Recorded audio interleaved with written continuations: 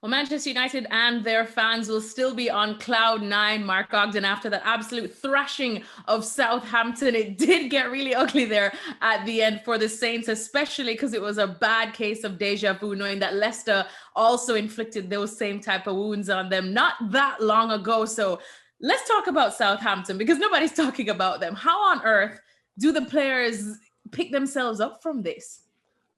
I think it's so tough, especially those guys that played against Leicester, less than 18 months ago. So they'll have two 9-0 defeats on their record. And, I have to be honest, they'll live with them for the rest of their careers, the rest of their lives. I read something from Craig Forrest, the ex-Canadian goalkeeper who played for Ipswich back in 1995 when they lost 9-0 at Man United as well.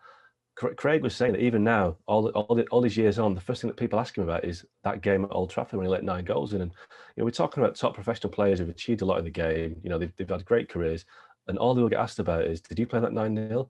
It'll never ever go away. And that is unfortunate, especially the fact they were down to 10 men last night as well. They were really up against it all the way through. But yeah, they'll be haunted forever, which is it's a real shame.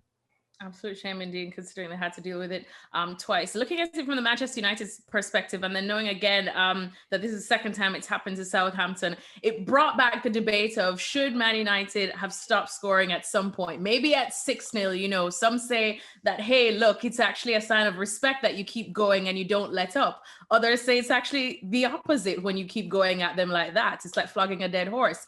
How do you see it, Augie?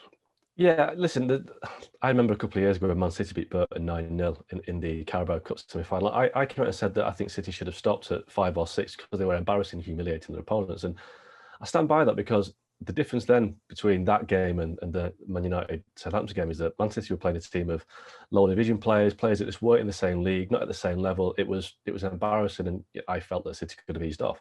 The difference between that and last night is that Man United and Southampton are both Premier League teams, and goal difference matters. Goal difference doesn't matter in the first leg of a semi-final when you're 9-0 up. But in a Premier League game, when we saw last night on Tuesday night that Man United scored 9 goals, it really closed the gap on Man City, who at the start of the night had a 14 goal average in terms of the goal difference. So United had to keep going.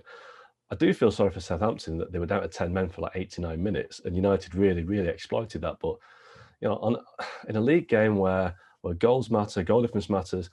Back in 2012, Man City won the league from Man United on goal difference. So every goal counts in the Premier League. So that's why United had to be ruthless last night, even though it was pretty brutal on Southampton, who played for so long with 10 men.